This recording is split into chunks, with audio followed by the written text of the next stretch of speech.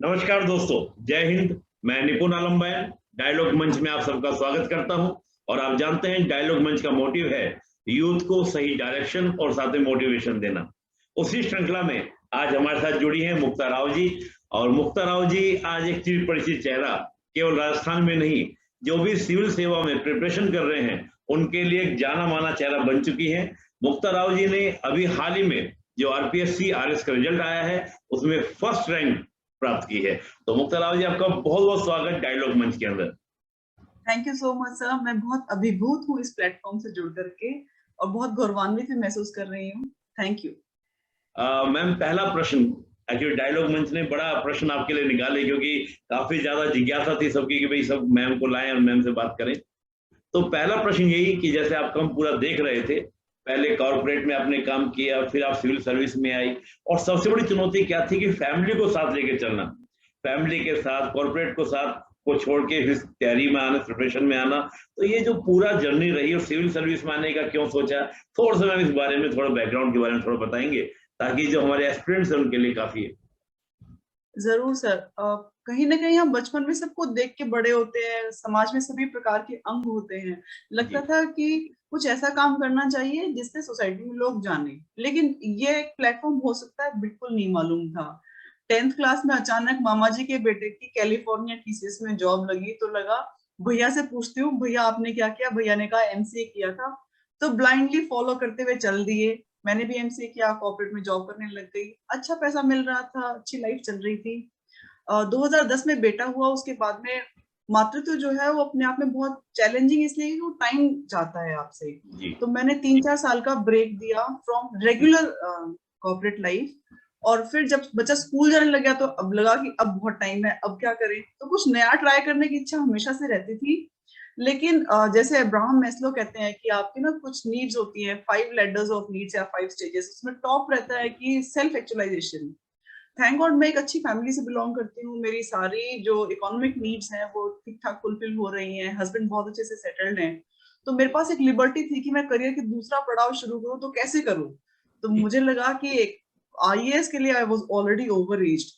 I was 35 when I thought of preparing for civil services. तो मुझे जी। लगा RAS के लिए करते हैं, ये अपनी भूमि है, मेरा ही राज्य है, चलिए जुड़ते हैं। और जी। लोगों से जुड़ाव, लोगों के लिए काम करने का जो प्लेटफॉर्म ये देता है, जितनी वैरायटी इसमें है मुझे लगा और कहीं नहीं है। और जी। एकदम बहुत ही डाउन लेवल पे बात करूं तो सर, जब आप कॉर्पोरेट में काम करते हैं या इनफैक्ट किसी और प्राइवेट जॉब में काम करते हैं, लोग आपके पास समस्याएं लेकर के आते हैं, आप उनको सुलझा नहीं पाते हैं। जी। आप अपनी पॉकेट से कितने दिन तक हेल्प कर सकते हैं किसी की। सही। लेकिन यदि सरकार की कोई योजना है और उससे आप उसको एसोसिएट कर पाते हैं, तो मुझे लगता है आपने कोई नया काम नहीं किया, आप सिर्फ एक निमित्त बनते हैं। तो निमित्त बनने की जो खुशी है वो बहुत बड़ी है। मेरे तो सोसाइटी का गार्ड भी मुझे नहीं पहचानता था कि मैडम कुछ काम भी करती है कि नहीं करती है, जब मैं कॉर्पोरेट में थी। पर अभी इतना वाइड पब्लिसिटी मिली है, इतना सारा प्यार और आशीर्वाद मिला है कि मुझे लगता है 5 साल की मेहनत जो सफल हो गई सर। बिल्कुल। सबसे बड़ी बात है कि आपने कहा कि ठीक है, आपको एक सेटिस्फेक्शन मिलता है। सबसे बड़ी बात है कि एक आत्मसंतुष्टि कि हाँ, मैं कुछ आए और जीवन में आने के बाद मैं कुछ लोगों के लिए कुछ कर पाए। तो वो सिविल सर्विस का प्लेटफॉर्म आपको मिला जिससे आप उसको क्या कर सकते हैं, अच्छे से कर सकते हैं। बड़ी बात कि भाई अपना पर्सनल जेब से हम कितना करेंगे, एक प्लेटफॉर्म ऐसा मिल जाए जिससे हम अच्छा कर सकते हैं। तो ये बड़ी अच्छी बात मैम आपने बोली। मैम, दूसरा प्रश्न मेरा ये है कि टाइम मैनेजमेंट कैसे किया, कि फैमिली को भी समय देना है, फिर कारपोरेट से अलग होने के बाद में स्टडी को दोबारा से स्टार्ट करना बड़ा टफ माना जाता है, क्योंकि काफी एस्पिरेंट्स जो ऑलरेडी प्राइवेट सेक्टर में, वो कहते हैं कि हम दोबारा सेक्टर में आए, सिविल सर्विस में आए या प्रिपरेशन करें, पढ़ाई करें, बड़ा टफ हो जाएगा, बड़ा इजी नहीं रहेगा। तो आपने कैसे मैनेज किया टाइम मैनेजमेंट को, थोड़ा सा इस बारे में बताइए कि टाइम काफी।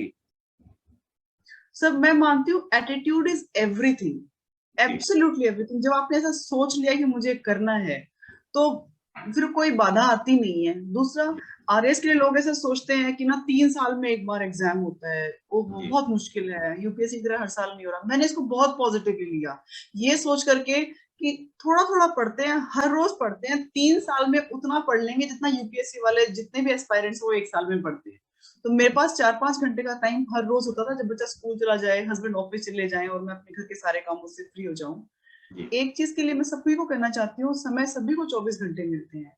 बिल्कुल। मेरी सिचुएशन तो औरों से बहुत ज्यादा अच्छी थी सर। कुछ ऐसे एग्जाम्पल्स भी निकल के आए हैं इस एग्जामिनेशन के बाद में, जो जैसे एक आशा मैम है, So जी she used to serve with Nagar Niगम as सीरियसली स्वीपर का काम करती थी वो, और उनका भी आरएस में सिलेक्शन हुआ है। बिल्कुल ऐसे लोग हैं जो बिल्कुल ढाणियों से हैं, ऐसे जी छोटे छोटे रिमोट प्लेसेस में।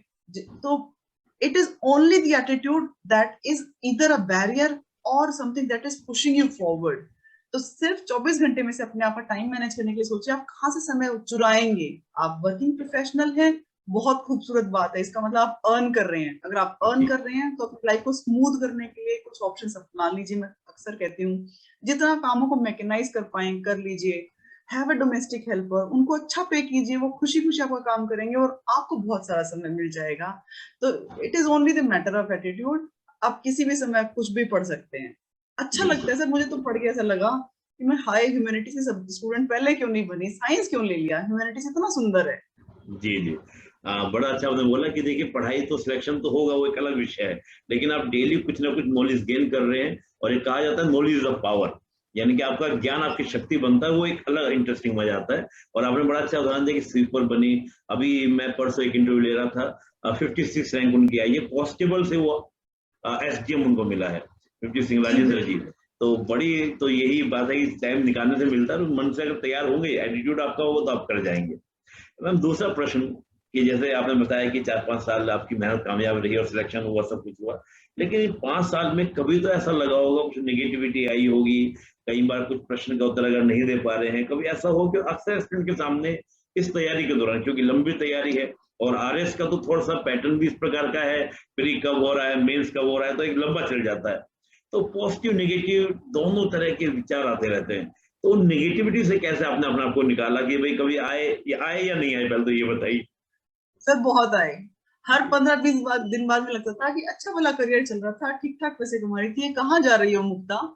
लेकिन कहीं ना कहीं मन में से फिर वो एक जो दबा हुआ आत्मविश्वास है वो कहता है नहीं, सिर्फ इतनी सी बात से घबरा गई हो, तुम क्षत्राणी हो, आगे बढ़ो। और मेरे लिए सबसे खूबसूरत बात है, तो लोग कहते हैं कि मातृत्व के बाद में आप ये काम नहीं कर सकते। मुझे लगा कि मैं अपने बेटे को ये प्रूव करना चाहती हूँ कि बेटे कोई भी काम सीखने के लिए कोई एज बैरियर नहीं है, आप कभी भी सीख सकते हैं। हम बच्चों को सर कितना भी समझा दें उन पे असर नहीं होता, अगर हम जी करके दिखाते हैं तो वो जी उसका असर लॉन्ग लास्टिंग। और मुझे लगता है कि ये भी एक अपने आप में मेरे लिए एक मोटिवेशन था कि मैं मेरे बेटे को करके दिखाऊं।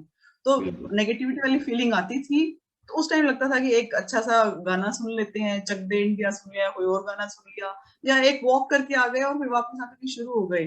जी मैं जीतन जो मांझी सर नहीं थे, दशरथ जी जी बिल्कुल मांझी जिन्होंने वो बिल्कुल पत्थर काटा था, उनसे बहुत प्रेरित थी। ये सोचा कि छोटा छोटा एफर्ट हर रोज करेंगे तो पक्की बात है कितना भी बड़ा पहाड़ हो उसको तोड़ सकते हैं। तो सर बिल्कुल नेगेटिविटी आती है, लेकिन आप अपने आप को विजुअलाइज कीजिए कि इसका रिजल्ट कितना खूबसूरत होगा और उस दिन आपकी लाइफ कितनी अच्छी होगी, आप कितने सारे लोगों को प्रभावित कर पाएंगे। ऐसा विजुअलाइज करती थी और वापस शुरू हो जाती थी। बिल्कुल। चुनौतियां कितनी भी हो, लेकिन आप एक एग्जाम्पल सेट कीजिए समाज के लिए, ताकि और लोगों के लिए प्रेरणा बने। और आपने वही किया कि परिवार के साथ सबको सेट करते हुए, और एक वाकई में काफी लोगों के लिए प्रेरणा की भाई कॉर्पोरेट से आके गवर्नमेंट जॉब के लिए आना, वो भी सिविल सर्विस में आना, परिवार को देखते हुए चलना, तो ये वाकई में समाज के लिए एक एग्जाम्पल है कि मुक्ता राव अगर कर सकती है तो फिर कोई भी कर सकता है, इसमें बाधा नहीं बनेगा परिवार के साथ लेके चलना। बड़ा सुंदर। आपने एक बड़ी बात और वो बोली, अभी इंटरव्यू अभी बात चल रही थी, स्ट्रेस को रिलीफ करने के लिए आपने सॉन्ग भी सुने हैं। आपने ये नहीं कि नहीं मैं कुछ और योगा, आपने वॉक भी किया है, कुछ और भी स्ट्रेस को रिलीफ करने के लिए कुछ करते थे? वॉक कर लिया, सॉन्ग सुन बहुत लिया? कुछ जी सर, क्या? बहुत कुछ।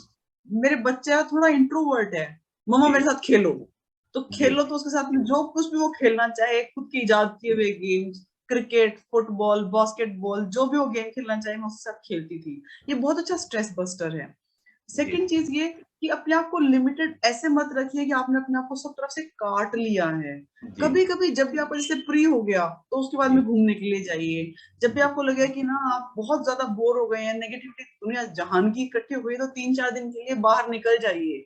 जी लेकिन वो 3-4 दिन लिमिटेड हो। चार चौथे दिन जब आप वापस आए तो आपका शेड्यूल आपको दुगनी स्पीड से चालू करना है। ये सोच कर कि मैं 4 दिन खराब करके आया हूँ, ये सोच कर कि 4 दिन एनर्जी लेकर आपको दुगनी स्पीड से चालू करना है। ये सोच कर कि मैं 4 दिन खराब करके आया हूँ, ये सोच कर कि 4 दिन एनर्जी लेकर के आया हूँ। और जैसे पहले मेरी गाड़ी 4th गियर में चल रही थी, मुझे वापस 4th गियर से ही स्टार्ट करनी है, जीरो से एक्सीलरेट नहीं करना है। इट मीन्स एटीट्यूड पॉजिटिव रख करके बीच बीच में थोड़ा थोड़ा अपने लिए गैप दीजिए। सर ऐसा होता है आरएएस का एग्जाम में कि जैसे एक शेड्यूल आ गया मेंस के लिए, बिल्कुल दिसंबर में आया, फिर वापस मार्च में आया, एंड देन जाकर के जून में एग्जाम हो रहे हैं। जी जब भी एग्जाम डिले हुआ, पोस्टपोन हुआ, तो मैंने सिर्फ अपने आप को ये समझाया कि मुक्ता देखो एग्जाम आगे सरका है, इसका मतलब 3 महीने एक्स्ट्रा हैं, डियर लग जाओ, एक टेस्ट सीरीज और लिख डालो। तो मैंने 20-20, 25-25 मॉक टेस्ट और लिखे उस ड्यूरेशन में जब भी एग्जाम आगे सरका। तो मैं सभी को कहना चाहती हूँ कि see the positive side of everything. जो भी होता है वो कुछ ना कुछ अच्छे के लिए होता है, यदि आपने उसको अच्छे की तरह से सोचा है तो। और सर स्ट्रेस बस्टिंग का हर एक आदमी का एक अलग एग्जांपल है। जैसे मुझे कई बार स्ट्रेस होता है, लगता है चॉकलेट खा लेते हैं, मैं तो खाना खा करके स्ट्रेस रिलीज करती हूँ, आई एम बिग फूडी। तो जो भी आपके लिए मेटर सुटेबल है, जो भी जिससे भी आपको अच्छा लगता है वो काम कीजिए, लेकिन उसको प्रोलॉन्ग्ड मत कीजिए। बिल्कुल, बड़ा अच्छा बोला। कई बार ऐसी स्टूडेंट में ये रहता है कि अपने को आइसोलेट कर लेते हैं, कमरे से बाहर नहीं निकलेंगे, उस तरह का ना करें, बल्कि थोड़ा एक्टिविटी करें, सोशल एक्टिविटी करें, घूमने फिरने जाएं, और जो आपको अच्छा लगे उसको करें, जिससे आपको स्ट्रेस रिलीफ होगा, आप अच्छे से दुगनी एनर्जी के साथ, जो हमने बोला 4th गियर में गाड़ी को उठाना है, तो उस एनर्जी से आप लगेंगे तो आपको जल्दी अचीवमेंट मिलेगा, आप अच्छे से करेंगे। थोड़ा सा मैं एग्जाम की ओर, परीक्षा की ओर चलते हैं, थोड़ा सा हम बैक से चलते हैं, साक्षात्कार से चलते हैं, क्योंकि मैं देखा था आपके साक्षात्कार में भी आपको अच्छे अंक मिले हैं। तो जी सर। साक्षात्कार में कई बार अभ्यर्थियों का एक प्रश्न ये रहता है कि अगर पूछा जाएगा, क्योंकि आप ऑलरेडी कॉर्पोरेट से सिविल सर्विस में है, तो बोर्ड पूछ लेता है कि आप सिविल सर्विस क्यों चुना, आप तो भले अच्छे खासा कॉर्पोरेट कर रहे थे, अच्छा खासा सेटल थे, फिर इधर क्यों आपने स्विच किया, क्या कारण था? तो इस पर जो प्रश्न पूछे जाते हैं, इनका उत्तर क्या देना चाहिए एस्पिरेंट्स को? सर बिल्कुल ऑनेस्टली देना चाहिए। अगर हम बनावटी सवाल उत्तर बताते हैं ना, तो फिर वो चेहरे से दिख जाते हैं, और जो इंटरव्यू लेने वाले कैंडिडेट्स हैं, यानी जो पैनल बैठा होता है वहां पे, सर वो हर रोज हमारे जैसे 200-200 कैंडिडेट के इंटरव्यू लेकर के वो ह्यूमन साइकोलॉजी में इतने एक्सपर्ट हो चुके होते हैं कि आंख किधर बोल रही है, चेहरा किधर जा रहा है, वो सब पहचानते हैं। तो मुझे लगता है कि बी ट्रूथफुल टू योरसेल्फ, आप इधर क्यों आना चाह रहे हैं, और जो फैक्ट है वो बता दीजिए। हाँ, लेकिन वो फैक्ट इतना ब्लंट भी नहीं हो आप कहने की नहीं सर यहाँ पैसा बहुत ज्यादा मिलता है। मेरे ख्याल से पैसा should not be the priority, और अगर एक प्रायोरिटी है तो आप शायद इस सर्विसेज में ज्यादा दिन तक रुक नहीं पाएंगे। तो ऑनेस्ट ओपिनियन दीजिए। जैसे मेरे पास जो केस था वो ये था कि मैं माँ बनने के बाद में मैंने रेगुलर कॉर्पोरेट लाइफ छोड़ दी थी, मैं फ्रीलांसिंग का काम कर रही थी, और बच्चा स्कूल जाने के बाद मेरे पास में एक अच्छा ऑप्शन था, टाइम मिल रहा था, तो मुझे लगा कि करियर की सेकंड पारी शुरू की जाए। तो मैंने यही जवाब दिया वहां पे कि मेरे को करियर का दूसरा स्टेज स्टार्ट करने के लिए या तो मैं रिलोकेट होती, या फिर मैं राज्य में रहते हुए कुछ अच्छा काम कर सकती। राज्य की सबसे बड़ी और प्रतिष्ठित सेवा ये है, ज्यादा लोगों से मिलने का मौका मिलेगा, और मेरे पारिवारिक दायित्वों को मैं ठीक तरीके से निभा चुकी हूँ। तो मुझे लगता है कि मैं इधर अच्छे से अपना योगदान दे सकती हूँ, इसलिए मैं आई। तो it was an honest opinion, and everybody should give an honest answer to every question. बहुत अच्छा है कि सिंपल से जितना ईमानदार रहेंगे और जितना बिल्कुल सिंपल तरीके से अपनी बात को रखेंगे, उतना ही ज्यादा आपको बोर्ड क्या होगा प्रभावित होगा और आपको अच्छे अंक मिलेंगे। ये इंटरव्यू के लिए बात हुई। तो मैम मेंस के लिए अगर हम बात करते हैं, मुख्य परीक्षा के बारे में हम बात करते हैं, मुख्य परीक्षा में जैसे हम देखते हैं कि आरएस का पैटर्न, जैसे यूपीएससी की बात करें या अदर एग्जाम्स की बात करें, सबसे अलग है। 4 ही पेपर हमारे होते हैं। तो एक तो यूपीएससी के जो अभ्यर्थी हैं वो भी सोचते हैं कि चलो हम आरएस में, क्यों कई ऐसे हैं जो होम स्टेट मिल जाए, यूपीएससी प्रिपरेशन अच्छी खासी की है, फिर बात करते हैं कि होम स्टेट ज्यादा अच्छा है कि चलो यूपीएससी में अच्छी रैंक नहीं आई तो हम आरएस में तैयारी करते हैं। उन स्टूडेंट के लिए कुछ सजेशन देना चाहेंगे जो यूपीएससी स्विच करके इधर आरएस में आना चाहते हैं, क्योंकि पूरा पैटर्न ही अलग है। कुछ पैटर्न के बारे में कि 4 पेपर को कैसे डील करें, कैसे इसके स्ट्रेटजी अपनाएं, थोड़ा इस बारे में हम कुछ बताएंगे? सर मैं बहुत ज्यादा यूपीएससी के बारे में तो जानती नहीं हूँ, लेकिन जितना मैं आरएएस के एग्जाम को समझती हूँ मैं उस हिसाब से बता सकती हूँ। यूपीएससी में लंबे लंबे आंसर्स लिखने के लिए मौका मिलता है, 150 शब्दों के, 250 शब्दों के। यहाँ जो maximum scope of writing answer for word length है वो 100 है, और उसके लिए 10 नंबर के सवाल आते हैं, जो कि हर एक पेपर में करीब 7 होते हैं। वो डिपेंड करता है, कई बार ज्योग्राफी साइंस में से 4 सवाल 10 नंबर के होंगे यानी 40 मार्क के, और 3 उसके काउंटर पार्ट के होंगे। तो it depends on paper two paper. Paper 2 में 10 नंबर के 10 सवाल होते हैं, पेपर 1 में 7 सवाल होते हैं 10 नंबर के, और पेपर 3 में, यानी आपके पास स्कोप ऑफ राइटिंग वर्ड्स बहुत कम है। तो यूपीएससी एस्पायरेंट्स को सबसे बड़ी प्रॉब्लम इधर आते वक्त ये लगती है कि हम कैसे कंसाइज कर पाए हमारी नॉलेज को। हालांकि उनमें एक बहुत खूबसूरत बात होती है कि वो एनालिसिस अच्छी कर सकते हैं, they can easily connect the dots, और किसी भी चीज के बहुत सारे डायमेंशंस को अच्छे से एक्सप्लोर कर देते हैं, जैसे सोशल, पॉलिटिकल, इकोनॉमिकल, क्या क्या इम्पैक्ट होंगे किस चीज के, पॉजिटिव कौन से होंगे, नेगेटिव कौन से होंगे। तो they have an extra edge over there, but they need to work on concising और ब्रीफिंग देयर कंटेंट। दूसरा चैलेंज जो मुझे लगता है, जो डिफरेंशिएशन है, वो ये है कि हर एक पेपर में करीब 15 प्रश्न पूछे जाते हैं, जो कि 15 शब्दों में उत्तर देने होते हैं। बिल्कुल। और वो 15 शब्द का उत्तर हर एक 2 नंबर का होता है। तो उसमें ज्यादातर फैक्ट्स होते हैं, जैसे किसी के समय लिखेगी 4 किताबों के नाम लिख दीजिए, 4 सोशियोलॉजिकल थिंकर्स के नाम लिख दीजिए, कोई 4 भेद बताइए, एनपीए के 4 डायमेंशंस बताइए। तो इट मीन्स वो फैक्चुअल आंसर्स हैं, उधर उनको ज्यादा मगअप करना पड़ता है। अदरवाइज सबसे अच्छी बात यह है कि जनरल स्टडीज यहाँ भी पेपर 1, 2, 3 है और वहां भी जनरल स्टडीज है। तो यूपीएससी की तैयारी किए हुए कैंडिडेट्स को यहाँ एक अच्छा एज मिलता है। Only thing that they need to work is, Rajasthan का थोड़ा एक्स्ट्रा तैयार करना पड़ेगा और थोड़े से फैक्ट्स एक्स्ट्रा मगअप करने पड़ेंगे। भाषा से संबंधित पेपर 4 वो वहां कंपलसरी है और यहाँ ये उसके मार्क्स जुड़ते हैं। बिल्कुल सर, तो ये थोड़ा सा डिफरेंशिएशन है। अदरवाइज जिसने यूपीएससी की तैयारी की है ना, उसके लिए आरएएस का एग्जाम क्लियर करना बहुत आसान बन जाता है, क्योंकि वो एडवांटेज ले जाते हैं बड़े शब्दों वाले क्वेश्चंस में। बड़ा अच्छा उन्होंने बोला कि यूपीएससी जो करता है तो वो चाहे तो आरएस को भी एक बार ट्राई जरूर करे। अगर उसको होम स्टेट की इच्छा है कि मुझे होम स्टेट चाहिए तो ज्यादा मुश्किल नहीं होगी, बस थोड़ा सा राजस्थान को आपको फोकस करना पड़ेगा, बाकी ज्यादा बड़ा समस्या इतना बड़ी नहीं बनेगी। बहुत सारे लोग इस बार जो रिजल्ट आया है 24 तारीख को, उसमें बने हैं। उनमें से एक गौरव बुडानिया जी हैं, जिन्होंने रैंक 12 आरएएस के एग्जाम में हासिल की और यूपीएससी में उन्होंने रैंक 13 हासिल की और यूपीएससी में उनका ये पहला ही प्रयास था। तो मुझे लगता है कि जो लोग यूपीएससी की तैयारी कर रहे हैं और राजस्थान से हैं, उनको आरएएस का अटेम्प्ट जरूर देना चाहिए। बिल्कुल, होम स्टेट का एक मजा ही अलग होता है। बिल्कुल सर, बिल्कुल। एक मैं आपसे यही बात करूंगा कि हम मेंस के बारे में ही बात करते हैं। जैसे फर्स्ट पेपर है, सेकंड पेपर है, थर्ड पेपर है और फोर्थ पेपर तो लैंग्वेज का है। मैं देखा था कि फोर्थ पेपर में आपको अच्छे मार्क्स मिले हैं, तो कुछ खास स्ट्रेटजी आपने अपनाई थी कि चलो भाई जो हमारा फोर्थ पेपर उसमें मुझे अच्छे मार्क्स मिले, इसके लिए एक्स्ट्रा पढ़ना है। 1, सेकंड जो थर्ड पेपर है उनके लिए कुछ खास थोड़ा सा बारे में मेंस की स्ट्रेटजी के बारे में। सर सबसे पहले तो मैं आपके सबसे पहले सवाल का ही जवाब देना चाहूंगी कि पेपर 4 में मुझे अच्छे मार्क्स मिले, मुझे 138 नंबर मिले थे। पेपर 4 120 नंबर हिंदी और 80 नंबर अंग्रेजी पूछा जाता है, और उसमें से भी आप देखेंगे कि तो पाएंगे कि 50 नंबर का ग्रामर आता है, और वो ग्रामर बिल्कुल स्ट्रेट फॉरवर्ड है कि किसी शब्द, इन शब्दों की संधि विच्छेद कीजिए, नीचे दिए गए शब्दों के संधि कीजिए, मुहावरों का अर्थ भेद बताइए, और समानार्थक जो शब्द हैं उन शब्दों को लिखिए, शब्द भेद कीजिए।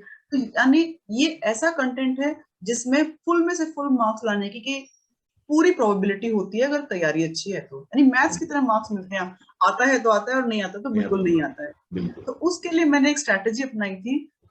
मैंने बहुत सारे लोगों से सुना था जो 2016 के टॉपर थे, वो बोलते थे कि पेपर 4 आपको लिस्ट में अंदर और बाहर करने की क्षमता रखता है और उसमें सबसे कम समय में सबसे ज्यादा गेन हो सकता है। तो मुझे लगा कि समय मेरे को इतना ही मिलता है, क्यों ना खुद के ऑडियो नोट्स बनाऊं और उनको मैं बार बार सुनूं, तो शायद मुझे ये सारा का सारा हिंदी का जो ग्रामर वाला पोर्शन है वो याद हो जाएगा। तो सर जो भी नॉन प्रोडक्टिव काम करती थी, फॉर इंस्टेंस मान लीजिए कपड़े सुखा रही हूँ, किचन में काम कर रही हूँ, बच्चे के साथ खेल रही हूँ, घर के और जितने भी काम हो रहे हैं उनको करते वक्त मेरे कानों में हमेशा एक ईयरफोन लगा रहता था और मैं अपने ही ऑडियो नोट्स को सुनती रहती थी। उसका इम्पैक्ट ये हुआ जैसे हमें कोई भी एडवर्टीजमेंट याद हो जाता है, उसी प्रकार से मुझे वो सारे के सारे लोकोक्ति, मुहावरे, पर्यायवाची, विलोम शब्द वो सब याद हो गए थे। उसका एडवांटेज मिला। अब हम बात करते हैं पेपर 1, 2, 3 की। सर पेपर 1 में पार्ट 1 हिस्ट्री है जो कि बहुत लेंदी है और उसके मार्क्स डिसाइडेड है कि 70 नंबर से ज्यादा के उसमें सवाल पूछे नहीं जाएंगे। तो ये ट्रेड ऑफ हमेशा डिसाइड करना होगा कि जितने नंबर डेडिकेटेड है किसी पर्टिकुलर क्वेश्चन के लिए, उसको उसी प्रोपोर्शन में समय देना चाहिए तैयारी के वक्त। कुछ लोग गलती कर जाते हैं कि जो 20-20 नंबर के छोटे पोर्शंस हैं जिनमें सिर्फ 3-3 चैप्टर पढ़ने हैं और 20 नंबर मिल सकते हैं, उनको इग्नोर कर देते हैं, ये सोच के तो छोटा सा है, और वो छोटा स्कोर बहुत ज्यादा करवा सकता है। तो मेरी स्ट्रेटेजी में ये रहा कि मैंने फर्स्ट पेपर का यूनिट 3 जिसमें छोटे छोटे सोशियोलॉजी, अकाउंटिंग एंड मैनेजमेंट और बिहेवियर जैसे कंटेंट थे, उनको बहुत अच्छी तैयारी की और ऑथेंटिक बुक सोर्स को रेफर किया सिर्फ एनसीईआरटी के चैप्टर्स पढ़े। दूसरा, इकोनॉमिक्स के लिए हम सब सिलेबस में कुछ और लिखा हुआ है और आता कुछ और है। तो जनरली कैंडिडेट्स ये गलती कर देते हैं कि इकोनॉमिक्स सर्वे को रेफर नहीं करते, उसके फैक्ट्स को नहीं पढ़ते और सिर्फ सिलेबस के हिसाब से पढ़ते रहते हैं। इकोनॉमिक्स के लिए everybody should read between the lines कि what can be asked, please refer to earlier question papers. हम बात करते हैं पेपर 2 की। पेपर 2 एथिक्स का पेपर था, यूनिट 1, यूनिट 2 थी साइंस जो कि सबसे ज्यादा लंबा सिलेबस था, और यूनिट 3 थी ज्योग्राफी। सर ज्योग्राफी याद करना आसान है, उसको लिखना आसान है, लेकिन ज्योग्राफी में मैप्स बनाने में लोग बहुत कंजूसी करते हैं। मैंने बहुत मैप्स बनाए और मैंने बहुत फ्लो चार्ट्स बनाए। एथिक्स के पेपर में ऐसा है कि जितना ज्यादा आप लिख पाएंगे उतने अच्छे सुंदर शब्दों का प्रयोग हो पाएगा। अदरवाइज एथिक्स में गिने चुने वो ही शब्द हैं, integrity, honesty, impartiality, non partisanship, लेकिन जब तक राइटिंग प्रैक्टिस नहीं होगी तब तक स्कोर कर पाना मुश्किल है। तो मैंने एथिक्स के लिए स्पेसिफिकली बहुत सारे आंसर्स लिखे। साइंस का कंटेंट सिर्फ और सिर्फ एनसीईआरटी से पढ़ना चाहिए। न्यूक्लियर टेक्नोलॉजी जैसे जो सब्जेक्ट्स हैं या नैनो मिशन ऑफ इंडिया है, उसको गवर्नमेंट ऑफ इंडिया की वेबसाइट से रेफर करना चाहिए, उसके अलावा कोई सोर्स नहीं देखना चाहिए। इसको मैंने अपनी बॉटम लाइन बनाया था और इस वजह से मुझे लगा कि मेरा पेपर 2 में स्कोर भी ठीक है। I could cope up easily. Sir जो बहुत बड़ा चैलेंज पेपर 2 में लोगों को महसूस हुआ था, पेपर कंप्लीट नहीं हो पा रहा था उनसे। तो मैं सबको रिक्वेस्ट करना चाहूंगी कि please keep a check on your time as well. छूट जाएगा तो फिर आप अपने लिए बहुत बड़ी पॉसिबिलिटी ऑफ गेटिंग सिलेक्शन कम कर लेते हैं। और sir paper 3 political science, public administration और वो 3 छोटे छोटे पोर्शंस वाला है। I am sorry. तो पॉलिटिकल साइंस के लिए सब लोग बोलते हैं लक्ष्मीकांत सर की बुक पढ़िए, बुक बहुत अच्छी है। It can be called Bible of constitution seriously, पर मैंने वो नहीं पढ़ी। मुझे मोटी किताब देख के बहुत डर लगता है इतना सारा कंटेंट कैसे कवर हो पाएगा। तो मैंने तो सर एक कोचिंग इंस्टीट्यूट में जाती थी सम्यक, उनके नोट्स को रेफर किया और फिर कुछ ऑनलाइन वीडियोस देख करके जो भी बच गया उसमें एक्स्ट्रा ऐड करती रहती थी। जो भी टेस्ट सीरीज लिख करके आई और कुछ नया पता चला उसको मैंने वहां नोट्स में इनकॉर्पोरेट कर लिया। पब्लिक एडमिनिस्ट्रेशन के लिए राजस्थान बोर्ड की बुक्स को रेफर करना चाहिए। करंट हैपनिंग्स के लिए आपको रेगुलर मूमल या राजस्थान की जो भी मैगजीन आती है, किसी भी एक मैगजीन को थॉरोली रेफर कर लेना चाहिए। So this has been my strategy. पर इन सब के ऊपर सबसे इंपॉर्टेंट बात ये थी कि कंसिस्टेंट रहिए और मॉक टेस्ट से डरिए मत। मॉक टेस्ट खूब लिखिए, जितना लिखेंगे उतना ज्यादा प्रोबेबिलिटी ऑफ सिलेक्शन को बढ़ा लेंगे आप। बड़े अच्छे से आपने बताया कि एक तो 4th पेपर के लिए कि पूरा मेरे पहले से मूड तैयार था कि 4th पेपर अच्छे से करना है, और सबसे अच्छी बात थी कि आपने खुद ही अपनी वॉइस रिकॉर्ड की और खुद अपने सुनते थे, तो बार बार उसको करने से आपको पूरा याद हो गया, पर्यायवाची मुहावरे सब आपने अपनी ही वॉइस में रिकॉर्ड करके। तो ये कहते हैं टेक्नोलॉजी का सही इस्तेमाल आपने किया। जो चीज है कि उसको फोन को यूज इसलिए नहीं किया कि बात करनी है, हमने उसको यूज ऐसे भी किया। और हमने तीनों पेपर के बारे में एक अच्छे से बताया। यहाँ पर मेरे एक प्रश्न में मन में ये उठ रहा था कि जैसे राजस्थान की हम बात करते हैं, राजस्थान की हिस्ट्री है, राजस्थान की ज्योग्राफी है, हिंदी मीडियम में तो काफी मटेरियल अवेलेबल है, लेकिन जैसा आपका मीडियम इंग्लिश रहा, तो इंग्लिश में आपने कैसे उसको मैनेज किया, उसका क्या पैटर्न अपनाया, थोड़ा इस बारे में बताइए। सर मैंने राजस्थान का कंटेंट हिंदी में पढ़ा। ओके। और मैं हिंदी माध्यम की विद्यार्थी रही हूँ ग्रेजुएशन तक। मैंने बीएससी हिंदी माध्यम में किया है और राजस्थान एक प्रीडोमिनेंटली हिंदी स्पीकिंग स्टेट है। हम घरों में भी तो हिंदी बोलते हैं, हम आपसे भी तो हिंदी में बात कर रहे हैं, तो हिंदी हमारी मातृभाषा है। हिंदी में पढ़ने में कोई बुराई नहीं है। कला, इतिहास, संस्कृति, परंपरा और विरासत, ये तो सर हिंदी में ही समझ में आती है। तो मैंने इसको तो पर्टिकुलरली हिंदी में ही रेफर किया और जब जरूरत पड़ती थी तो उसको ट्रांसलेट कर लेती थी। बट जो ज्योग्राफी वाला कंटेंट है, मैं कहना चाहती हूँ सारे एस्पायरेंट्स को, राजस्थान बोर्ड ने स्पेसिफिकली इसी साल से सारी बुक्स जो कि इंग्लिश मीडियम के लिए होनी चाहिए उनको अपने पोर्टल पे अवेलेबल करवा दिया है। वो इस बार बहुत अच्छी लिख करके आई है, उनको रेफर कीजिए। इंग्लिश में उससे अच्छा कंटेंट आपको नहीं मिलेगा। Still if you have a hunger, तो जो बुलेट दी हुई है सिलेबस की उसको कॉपी कीजिए, गूगल में पेस्ट कीजिए, उसके जितने भी कीवर्ड्स हैं उनको अपने नोट्स में उतार लीजिए। वो भी अपने आप में एक अच्छी स्ट्रेटेजी हो सकती है। It's up to you how do you do it. बहुत अच्छे। आपने एक बड़ी बात है कि हिंदी में, कि इतिहास है मान लो, तो जो हिंदी में शब्द का जो मजा आता है उसको इतिहास को पढ़ने में, कला संस्कृति को पढ़ने में, तो उसको लिखते समय जैसे मान लीजिए कोई वर्ड ही लिखना है, हिंदी का ही वर्ड है, तो उसको इंग्लिश में देवनागरी में ना लिखकर उसको हम लोग इंग्लिश रोमन में लिख सकते हैं, बात बन जाएगी। बिल्कुल बिल्कुल। बिल्कुल सर। एक एक सवाल पूछती हूँ आपसे सर, जी चितेरों की ओवरी है, अब चितेरों की ओवरी को मैं कितना इंग्लिश में लिख पाऊंगी? कितना बिल्कुल। सुंदर लगता है, हिंदी में पढ़ना सुंदर लगता है सर। जी जी सारंगी है, जी SARANGI लिखने में it really an Ira for me.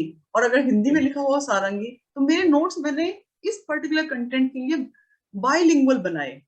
जो ओके टर्म हिंदी की थी उसको मैंने हिंदी में ही लिखा, लेकिन ओके जिस टर्म की आवश्यकता मुझे इंग्लिश ट्रांसलेशन की थी, जैसे archaeological survey of India has to be written as archaeological survey only, तो उन जी टर्म्स को मैंने इंग्लिश में लिखा।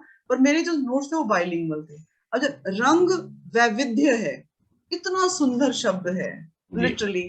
तो चित्रकला की स्कूल्स, तो मुझे पता था कि मैं शैली लिखूंगी तो शैली is not a right word to be written in English, so I had to write it as schools of Rajasthani paintings. पर उसके बाद जितने भी नाम थे, मारवाड़ी, ढूंढाड़ी, तो उन सबको मैंने, किशनगढ़ वाली शैली, उन सबको मैंने हिंदी में ही लिखा अपने नोट्स में। बुक वहां लिखते वक्त आपने बिल्कुल ठीक कहा सर, उनको रोमन स्क्रिप्ट में लिख दिया, इससे डिफरेंस जी नहीं आता। लेकिन जब जी आप रोमन स्क्रिप्ट में लिखें तो उसको प्लीज अंडरलाइन कर दें या फिर कोट्स में डाल दें, so okay that it makes a differentiation. ये मैंने I made it sure. Okay, बड़ा अच्छा मैं आपने बताया।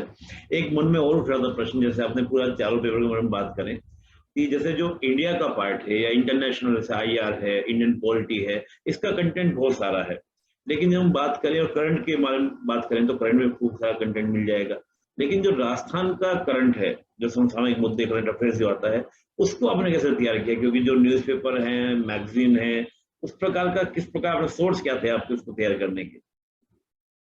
सर मैं मानती हूँ जब किसी और ने आपके लिए मेहनत कर रखी है तो उसकी मेहनत को इस्तेमाल कर लीजिए। मैंने ओके तो सर मूमल नाम की एक मैगजीन आती है, बाई मंथ की मैगजीन है। ओके एक क्रोनोलॉजी नाम से एक मैगजीन आती है, ओके बुक स्टोर पे जाती थी और जाके बोलती थी भैया मूमल या क्रोनोलॉजी जो भी है वो दे दीजिए। जी अगर उनके पास दोनों होती थी तो वो दोनों देते थे, पर मैं एक उठा लाती थी, क्योंकि मुझे ओके लगता है कि रिपीट टेलीकास्ट पढ़ने में कोई फायदा नहीं है।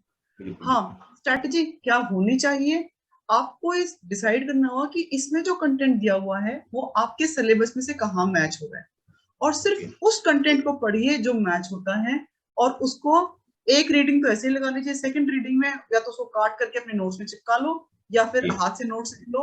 विद इन 24 आवर्स उस बुक को घर से बाहर फेंक दो, ओके वरना by the end of this preparation cycle घर में सर कम से कम 400 450 किलो से ज्यादा की रद्दी इकट्ठी जाती है, हम्म जिसको देख करके घबराहट होती है। हम्म इसको रिवाइज कैसे करेंगे, पढ़ेंगे कैसे, पन्ने पलटने में ही शायद 2 साल लग जाएंगे।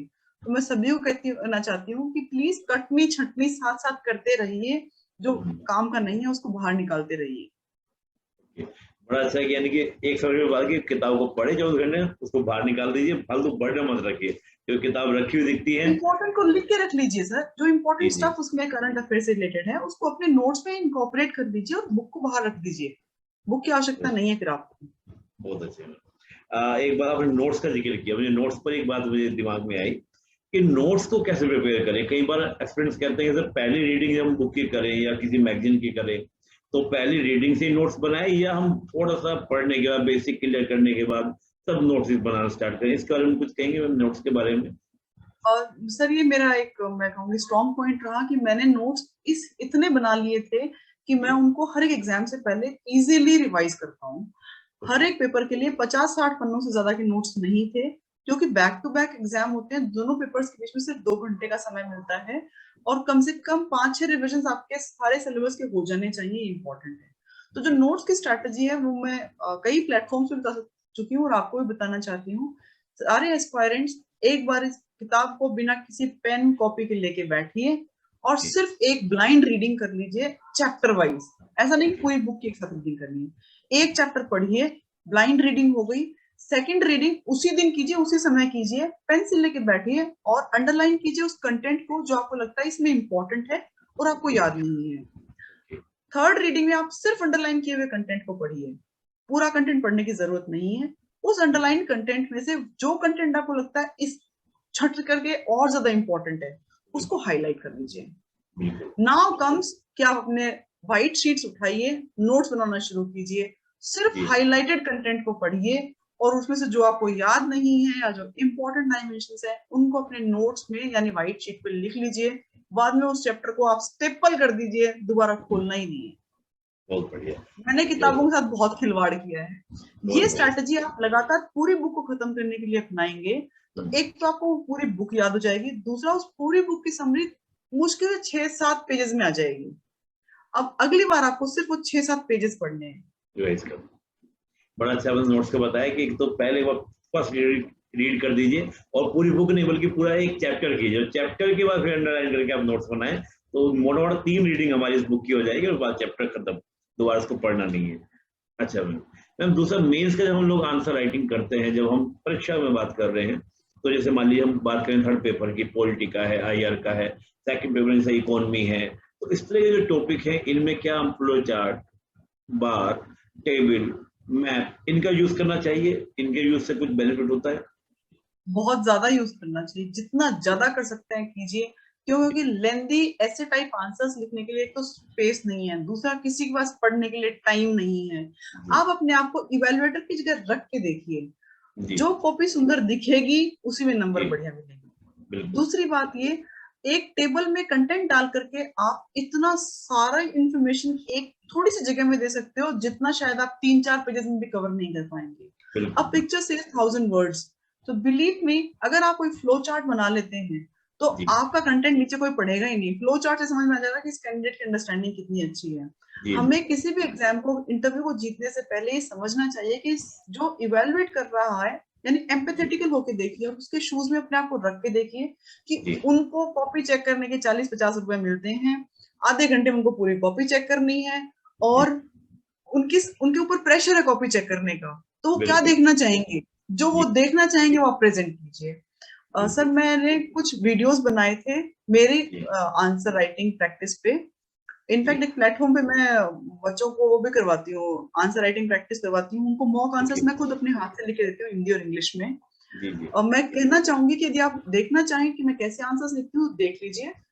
आंसर लिखने के लिए 3-4 चीजें बहुत इंपॉर्टेंट है। एक तो जी ये, जितने डायमेंशन पूछे गए उनको उतना ही प्रोपोर्शन दीजिए। फॉर जी इंस्टेंस किसी एक सवाल में इलेबोरेट द फॉलोइंग टू लिखा हुआ है, तो ओके। आपको जितना स्पेस दिया गया है उसको डिवाइड बाय हाफ कर दीजिए। बिल्कुल। और 2.5 नंबर ऊपर वाले के लिए, 2.5 नंबर वाले के लिए डिसाइड है, तो ऐसा नहीं होगा कि ऊपर वाले को आपने 4 जितना फैला दिया, क्योंकि उसका मैक्सिमम मार्क का स्कोप इतना ही है। तो प्लीज ठीक। जस्टिस कीजिए, जस्टिस आपकी आंसर से दिखना चाहिए। नेक्स्ट इज, पहले ही स्केलेटन बना लीजिए कि आप क्या क्या लिखने जा रहे हैं। जैसे 10 नंबर का सवाल है और जी उसमें कौन सा एग्जाम्पल ले, मान लीजिए राष्ट्रीय आंदोलन के लक्ष्य ही पूछे गए हैं, जी तो जी आपको 7 लक्ष्य याद आ रहे हैं, जी तो आप हेडिंग डालिए राष्ट्रीय आंदोलन के लक्ष्य ब्लैक पेन से, जी 2 लाइन छोड़ दीजिए और फिर पहला लक्ष्य लिख दीजिए, छोड़ दीजिए, अभी आपका ब्लैक पेन छूटा नहीं है हाथ से। जी फिर 7 लक्ष्य लिख दीजिए, नीचे से ओके नीचे लिख दीजिए निष्कर्ष अंडरलाइन करके। अब आपका एक स्केलेटन तैयार है। अब आप ब्लू ओके। पेन उठाइए और उस स्केलेटन को फिल कर दीजिए। ग्रेट। तो ये अच्छा तरीका आपने बताया कि हम लोग अगर नोट्स को ऐसे बने और आंसर राइटिंग में इस तरह से करें, तो पूरा एकदम ब्लूप्रिंट पहले दिमाग में रखिए कि इस आंसर को हमको कैसे लिखना है, कैसे हैंडल करना है, वो आपको पूरा काम होगा। और सबसे बड़ा कि आप ग्राफ वगैरह, आपने कहा कि उसमें बहुत छोटे से पिक्चर में बहुत सारी चीजें आप क्या कर सकते हैं, उसमें शो कर सकते हैं। और कहा भी जाता है कि आप कितने जानते हैं ये तो महत्वपूर्ण होता है, लेकिन आप उसको जो प्रेजेंट करते हैं वो कैसे करते हैं ये ज्यादा इंपॉर्टेंट होता है, कि एग्जामिनर को देख के आनंद आ जाए कि हाँ भाई ये अच्छा लिखा है, उस पर आपने काम किया। एग्जैक्टली सर, बिल्कुल ठीक कह रहे हैं सर। जी मैं थोड़ा सा एक चीज मुक्तराव जी, अगला प्रश्न ये है हमारा, क्योंकि जैसे हिस्ट्री है, ज्योग्राफी है, पॉलिटी, आईआर है, इसमें फिर भी मटेरियल ऑलरेडी अवेलेबल भी है, बुक्स भी हैं और सब जानते हैं कि कैसे पढ़ना है, मोस्टली सब लोग जानते ही हैं।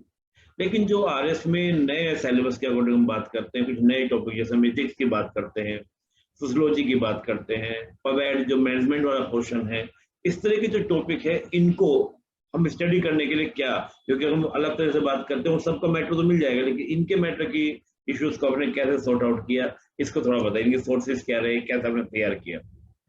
Sure sir, reverse chronological order में चलते हैं। आपने जी मैनेजमेंट पे खत्म किया था सर। जी मैनेजमेंट के लिए क्लास 11 और 12 की आरबीएससी की बुक्स आती हैं जो जी कि बिजनेस एडमिनिस्ट्रेशन नाम से आती हैं, यानी जो ओके। बच्चे वाणिज्य संकाय लिए काम पढ़ते हैं उनके लिए बिल्कुल। अवेलेबल होती हैं वो। उनको रेफर कर सकते हैं और वो सफिशिएंट रहेंगी। उन्हीं के पैरेलल एनसीईआरटी के चैप्टर्स भी हैं, आप उनको भी पढ़ सकते हैं। अगर सिलेबस के बुलेट को हम उठाएं और गूगल में सिर्फ पेस्ट करके लिखें एनसीईआरटी तो भी पीडीएफ अवेलेबल हो जाती है, तो बहुत अच्छा सोर्स है। दूसरा सर, पब्लिक एडमिनिस्ट्रेशन के लिए लोक प्रशासन नाम से राजस्थान बोर्ड में 11वीं और 12वीं में विषय चलता है, जिसकी दो बुक्स आती हैं।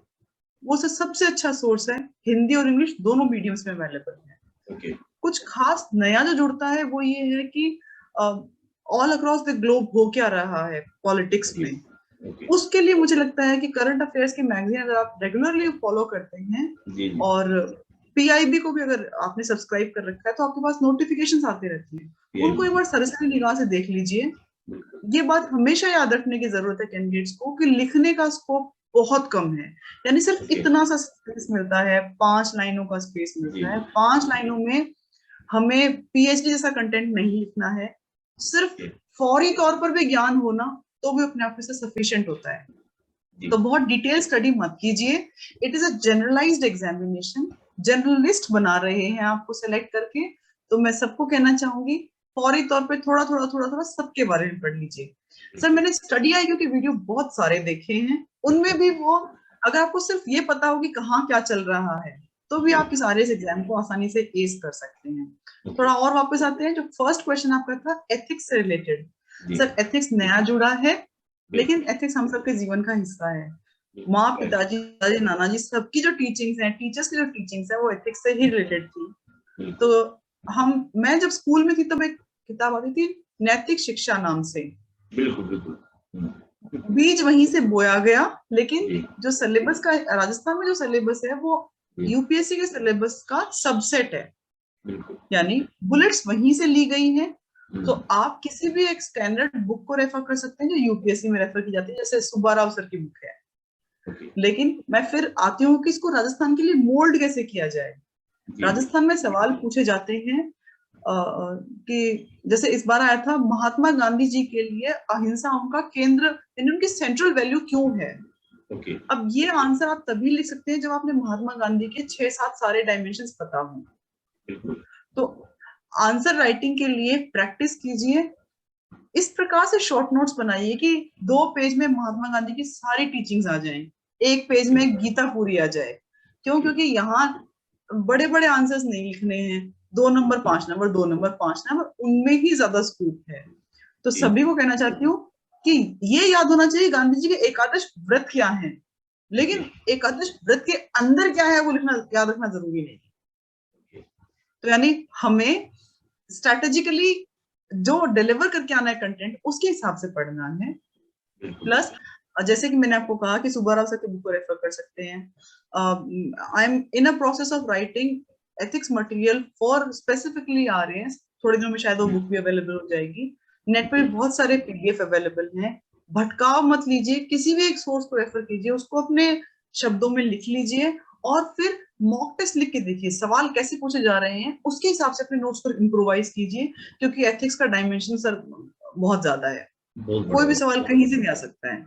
बिल्कुल बड़ा अच्छा आपने 2-3 बातें बोली जो मुझे क्वेश्चन एक दो और जनरेट हो गए यहाँ पर। एक तो क्या आज हम देखते हैं ऑनलाइन में बहुत सारे फ्लड ऑफ नॉलेज, और खासतौर से इस समय तो क्या है कि इतने वीडियोस हैं, इतना नेट पे मैटर अवेलेबल है, एक फ्रेशर को बड़ा इशू होता है कि कौन सा कंटेंट, कौन सा वीडियो, कौन सा नोट्स, कौन सा पीडीएफ मेरे लिए इंपॉर्टेंट होगा। इसमें कुछ बोलना चाहेंगे कि हाँ भाई अगर आपको वीडियोस देखना है तो किसको देखना है। कई बार ये भी होता है कि यूट्यूब पे कोई भी जाता है तो वो थंबनेल देख के वीडियो देखना स्टार्ट कर देता है, और काफी जब वीडियो देख लेते यार टाइम मेरा वेस्ट हो गया। तो इसमें कुछ बोलना चाहेंगे इस बारे में कि किससे आपका कंटेंट आपको चूज करना चाहिए। जैसे हमने पीआईबी की बात की, मुझे नहीं लगता कि यूपीएससी के स्टूडेंट तो पीआईबी को देखते ही देखते हैं मोस्टली, जो देखा है, लेकिन आरएस के स्टूडेंट काफी कम। तो आप इसमें थोड़ा बताइए कि गवर्नमेंट साइट्स को कौन कौन सा क्या, इसमें थोड़ा सा प्रकाश डालिए। सर एक बहुत खूबसूरत बात आपने कही कि पीआईबी को राजस्थानी कैंडिडेट्स कम देखते हैं। मुझे लगता है कि पीआईबी जो हर रोज पीडीएफ डालता है अपनी वेबसाइट पे, वो इतने ब्रीफ और कंसाइज होते हैं कि अगर उनको रेफर कर लिया तो आपको निबंध लिखने में, बड़े आंसर लिखने में बहुत आसानी होती है। प्लस पीआईबी डिटेल करता है उन सारी स्कीम्स को जो सरकार समय समय पे लाती रहती है। तो जब भी हम ऐसा नेट पे मान लीजिए कोई 3-4 दिन पहले एक स्कीम लॉन्च की थी माननीय प्रधानमंत्री जी ने डिजिटल हेल्थ मिशन के लिए। तो यदि अब डिजिटल हेल्थ मिशन के लिए सबसे ज्यादा ऑथेंटिक कोई कंटेंट होगा तो वो सिर्फ और सिर्फ पीआईबी होगी। बाकी सभी लोग उसको रेफर अपने अपने पीडीएफ बनाएंगे। तो मैं कहना चाहती हूँ कि पीआईबी का ईमेलर को कर लीजिए आप सब्सक्राइब, आपके पास ईमेल्स आते रहते हैं और उन नोटिफिकेशन आप देखते रहिए। यूट्यूब पे बहुत भटकाव है और किसी का प्रमोशन मैं नहीं करती।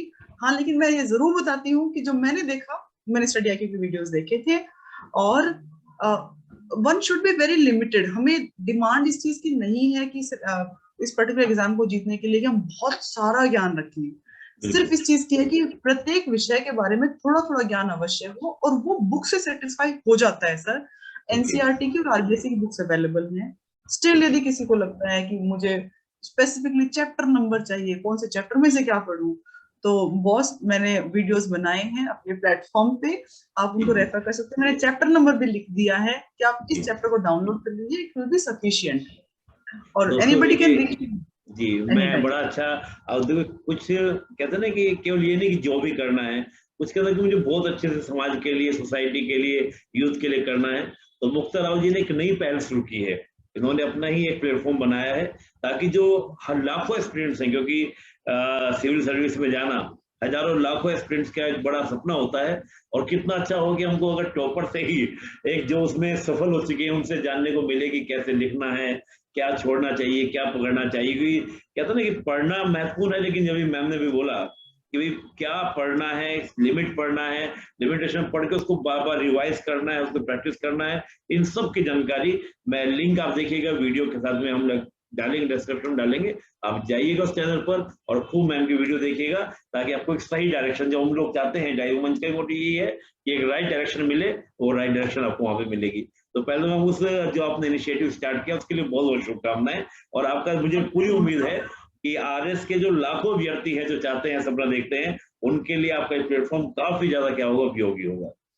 तो पहले तो उसके लिए जी मैम बड़ा अच्छा आपने बताया कि एक चीज 2-3 प्रश्न और एक्सपीरियंस के रहते हैं। जैसे आपने अंडरलाइन की जिक्र किया कि आप मेंस में आंसर आप लिखें तो अंडरलाइन करें, फ्लो चार्ट यूज करें, ये सब आपने बड़ा अच्छा बताया। मेंस के लिए हम बात करते हैं जैसे 2 मार्क्स का है, 5 मार्क्स का है, 10 मार्क्स का है।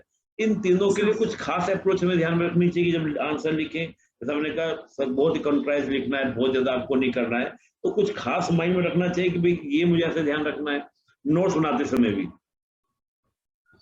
सर नोट्स बनाते समय तो नोट्स बहुत सब्जेक्टिव होते हैं। नोट्स बनाते वक्त कभी भी आप पूरे सेंटेंसेस मत लिखिए। सर मैं आपको, जो कि एक ऐसा बहुत ही सब्जेक्टिव सा विषय है, मैं आपको कुछ स्क्रीनशॉट्स भेज देती हूँ। आप प्लीज उनको in the form of PDF आप अपने डिस्क्रिप्शन बॉक्स में डाल दीजिएगा कि मैंने कुछ सब्जेक्ट के नोट्स कैसे बनाए। It is actually unbelievable for many of the aspirants कि मैंने पूरी राजस्थान की ज्योग्राफी को सिर्फ 8 पेज में समेटा हुआ था। और जब मैं आपके साथ कुछ पीडीएफ शेयर करूंगी मॉडल आंसर्स के लिए, जो मैं किसी एक प्लेटफॉर्म पे मैंने आपको बताया था, समय के साथ लिख रही हूँ, उनको भी आप डाल सकते हैं। वो अभ्यर्थियों की ज्ञान बांटने से बढ़ता है, ये सब मुझे कोई फर्क नहीं पड़ता इस बात से। मैं कुछ सैंपल्स के लिए भी आपको बता दूंगी। इनफैक्ट आपसे बात कर रही हूँ तो मेरे पास में कुछ नोट्स रखे हुए हैं। If my screen is clearly visible to you, ये देखिएगा। No, it is not an issue. मैं आपको इसका पीडीएफ शेयर करवा दूंगी। मैं कहना ही चाहती हूँ कि लिखना कैसे है, इसके लिए जरूरी है कि जो आप इंपॉर्टेंट है उसको अंडरलाइन कीजिए। इंग्लिश मीडियम में लिखने वाले कैंडिडेट के पास एक अच्छी बात यह है कि वो ऑल कैप्स में लिख करके चीजों को हाईलाइट करवा सकते हैं। खूब सारे डायग्राम्स बनाइए। सबसे बड़ी गलती लोग ये करते हैं कि जैसे किसी चीज को क्रिटिकली एनालाइज करना है तो उसके एनालिसिस को बढ़ाते बढ़ाते बढ़ाते बढ़ाते 70% पोर्शन खत्म कर देते हैं नेगेटिव साइड लिखते वक्त। उसका पॉजिटिव साइड के लिए उनके पास स्पेस बहुत कम रह जाता है। तो मैं सिर्फ ये कहना चाहती हूँ कि जस्टिस कीजिए, जितने डायमेंशंस पूछे गए हैं उतना प्रोपोर्शनेट स्पेस दीजिए, स्केलेटन बनाइए। 2 मार्क्स के लिए फिलोसफी रहती है कि डायरेक्ट स्ट्रेट वे 1 2 3 4 में जो पूछा गया क्वेश्चन की डिमांड है वो लिख दीजिए, क्योंकि सिर्फ 15 शब्द में लिखना है। 5 मार्कर के लिए अगर आपके पास स्पेस है तो इंट्रोडक्शन दीजिए, कंक्लूजन दीजिए, नहीं है तो कम से कम 5 बुलेट जरूर लिख करके आइए, 1 2 3 5 करके। जो आरपीएससी के जो एग्जामिनेशन हैं उनमें सर अगर 5 नंबर का सवाल है तो 5 बुलेट जरूर पूछी होती हैं। अगर आपने सिर्फ 3 ही बुलेट लिखी है तो आपके लिए मैक्सिमम मार्क्स का स्कोप सिर्फ 3 है। सेम गोज फॉर 10 मार्क का क्वेश्चंस, उनमें भी आप 10 डायमेंशंस को, 10 बुलेट्स को लिखिए और हाईलाइट कीजिए और एग्जामिनर की आंखों में दिखाइए कि बॉस देखो मैंने 10 लिखे हैं, इसका मतलब मेरे लिए मैक्सिमम मार्क्स का स्कोप 10 है। आपको मार्क्स स्टील करने हैं, आपको स्नैच करने हैं एग्जामिनर के हाथ से, उसके लिए जो स्ट्रेटेजी बेस्ट हो सकती है वो अपनाइए। बिल्कुल, बड़े अच्छे से आपने बताया कि आपको मार्क्स लेने हैं। छीनना थोड़ा अलग हो जाएगा, लेकिन लेने हैं, और लेने के लिए मजबूर हो जाए एग्जामिनर, आपको देने ही है इसको नंबर, ये कैंडिडेट डिजर्व करता है भाई, अंदर से आवाज निकले चलो चलो, क्योंकि हाथ से मार्क्स छूटना आसान नहीं है। मैंने भी बहुत सारी कॉपीज चेक की, आपने भी की होंगी, तो इसलिए आपको उसको कंपेल करना है एग्जामिनर को कि दीजिए इस कैंडिडेट को मार्क्स दीजिए। बिल्कुल, कहना कि वो मजबूर हो जाना चाहिए, बिल्कुल सही बात है कि देने। और बड़ी अच्छी आपने बात बोली कि अगर 5 अंक का पूछ रहा है, 5 मार्क्स का पूछ रहा है, तो वो स्कोप दे रहा है आपको 5 पॉइंट्स डालने का, और 10 मार्क्स का पूछा तो 10 पॉइंट्स डालने का। ये बहुत अच्छी बात है। हम लोग कई बार उसमें वो कहते हैं ना कि काफी सीमित नहीं होना है, 5 पॉइंट्स लिखने हैं और पॉइंट्स में आंसर को लिखिए, ये बड़ा अच्छा रहा। थोड़ा सा हम लोग अब मेन से निकल के हम प्री की ओर चलते हैं, क्योंकि प्री भी काफी सारे स्टूडेंट्स के लिए एक बाधा के रूप में, बैरियर की तरह से होता है। प्री को अगर हम एक थोड़ा सा कैटेगरी में डिवाइड करें, कुछ प्रश्न तो ऐसे होते हैं कि मान के चले 40% प्रश्न ऐसे होते हैं जिनको एक नजर में हम लगा देते हैं, कोई भी स्टूडेंट के यहाँ पे इसको हम लगा देते हैं। कुछ 20-30% क्वेश्चन ऐसे होते हैं जिसमें वो डाउट्स में होता है 50-50 ए है या बी है, और कुछ तो प्रश्न 10-15 प्रश्न ऐसे लगते हैं जिनमें लगता है कि ये है ही नहीं इस दुनिया के, कहाँ से आए हैं। तो उसके लिए प्री के लिए आपकी स्ट्रेटजी क्या थी, उसको थोड़ा बताइए कि हमने कैसे आपने उसको डील किया, कितने क्वेश्चन अटेम्प्ट करने चाहिए, थोड़ा सा प्री के बारे में। जरूर सर, मेरा जो पहला प्रयास था 2016 वाली परीक्षा, उसमें मेरे प्री में मार्क्स तो 67 या 68 ही थे। मैं इनफैक्ट जब रिवाइज हुआ उसके बाद में मैं I was called for mains, तो मुझे सबसे बड़ा हर्डल तो ऑफ कोर्स प्री है, 6 लाख लोग बैठते हैं और 15-16 हजार लोगों को मेंस लिखने का मौका मिलता है।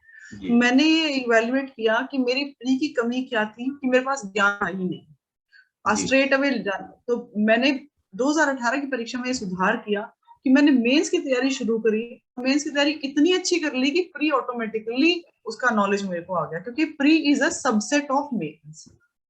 दूसरा, मैथ्स और रीजनिंग मेरा एक अच्छा स्ट्रेंथ पॉइंट रहा है, तो उसमें मैं कर सकती हूँ। फिर भी जैसे आप बिल्कुल ठीक कह रहे हैं कि पहली बार फर्स्ट गो में है कि ये 40% हो जाते हैं, सर वो सभी से हो जाते हैं। मैंने ये सोच के चला था कि मुझे 100 क्वेश्चन अटेम्प्ट करने हैं, और मैंने पहले प्रयास में फर्स्ट गो में करीब 80 प्रश्न अटेम्प्ट कर लिए थे। उसके बाद मुझे लगा कि 100 का टारगेट लेके आए हैं तो 100 करना है। दोबारा उन क्वेश्चंस को देखा जिनमें मुझे डाइसी था कि ये भी हो सकता है, ये भी आंसर हो सकता है। सर मैंने 20 प्रश्न और किए, and on this platform rather everywhere I want to tell you 20 में से मेरे 17 सही थे।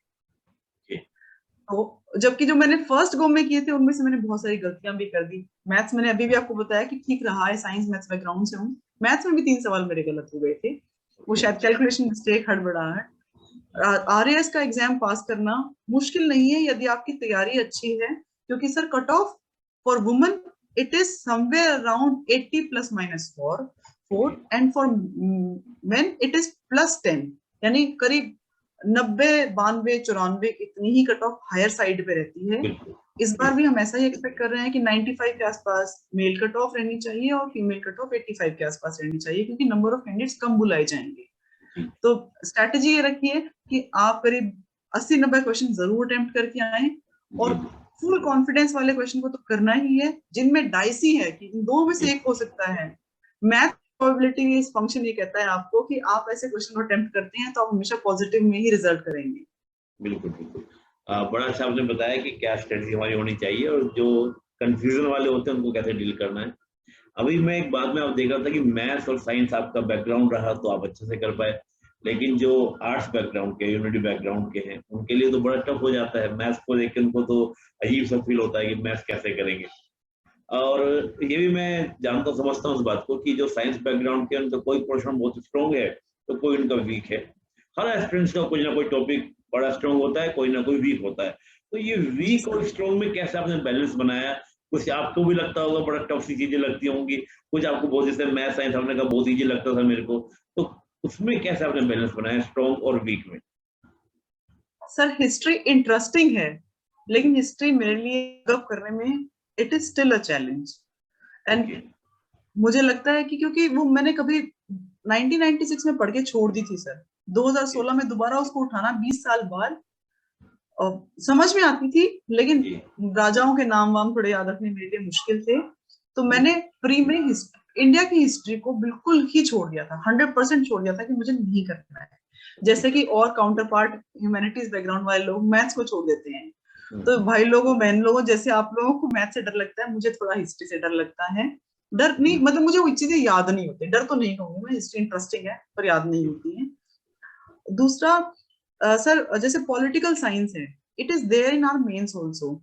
तो कंसेप्चुअल क्वेश्चन बहुत सारे आते हैं। इस बार हमने एक पैटर्न देखा था कि स्टेटमेंट बेस्ड क्वेश्चंस थे, जैसे कि यूपीएससी में पूछे जाते हैं।